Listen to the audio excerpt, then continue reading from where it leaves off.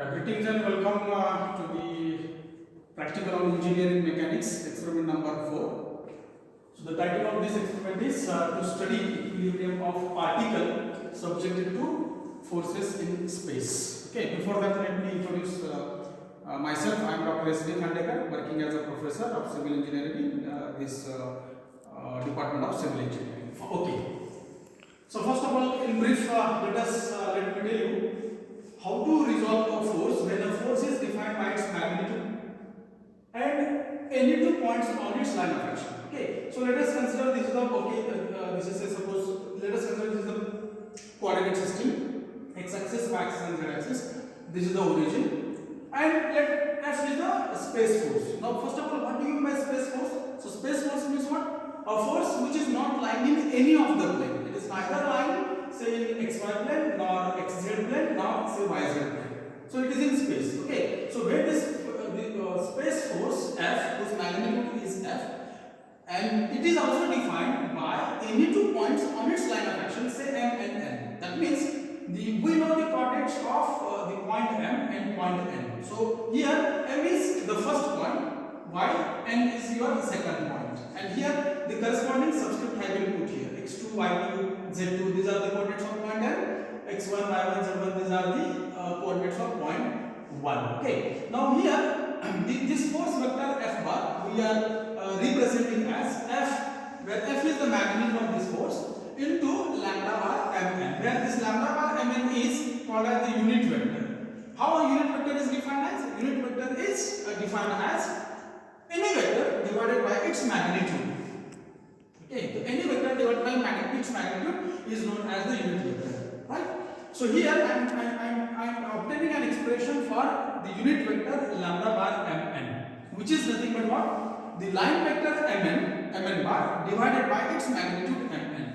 Now I am writing the expression for Mn bar as from the linear algebra. So this is x2 minus x1i plus y2 minus y1j plus z2 minus z1k, where this I, j, k, these are the unit vectors along x-axis, y-axis and z-axis respectively. Okay, so in short now I am writing Mn bar as dxi plus dyj plus dzk, where this dx is x2 minus x1, dy is y2 minus y1, and dz is z2 minus z1. So please note that here, for example, dx is x2 minus x1. That means here the force is acting from M to N. That means here from point 1 to 2. So all this dx, dy, dz, these are defined as the coordinates of second point minus coordinates of the first point. Okay, so this is very important, right? Now, as I already told you, we are defining F bar as the force vector as F into lambda bar Mn, and then already I have derived the expression for this as a lambda bar Mn. Okay, which is dxi plus dyj plus dzk. This I am substituting here, right? As a lambda bar Mn. So this F is the magnitude of this force. So F into dx by di plus F into dy by dj plus F into dz by dk. Just simply substitution, right?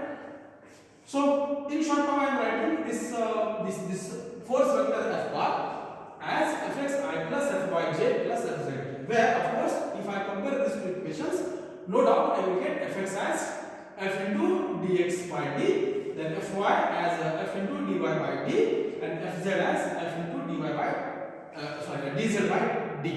Okay, where d is d is the length of this Mn vector. Okay, I mean in short it is d is the distance between point M and point N, which is equal to, of course, d is equal to root of dx square plus dy square plus dz square. Okay, so here this fx, fy, fz, these are nothing but what? The x component, y component and z component of this given force, right? So that means what? If in short, if a force is defined by its magnitude and any two points on its line of action, then very quickly we can resolve that given force into three rectangular components along x-axis, y-axis and z-axis by using this particular knowledge. Okay. So here we are going to study equilibrium of a particle subjected to forces in space. Now say suppose this is the point A, which is subjected to four forces in space. Okay, so this is say suppose F1, F2, F3, and say suppose W. Right? Now here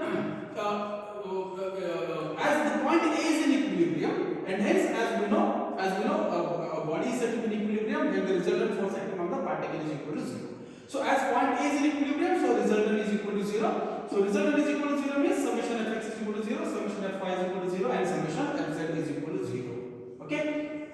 So this is the point A is what we can say. This is a space force in, I mean, the force system in space, which is a concurrent one. So all the forces are passing through the common points, as suppose A, and hence here what we can say, the moment equation is not applicable.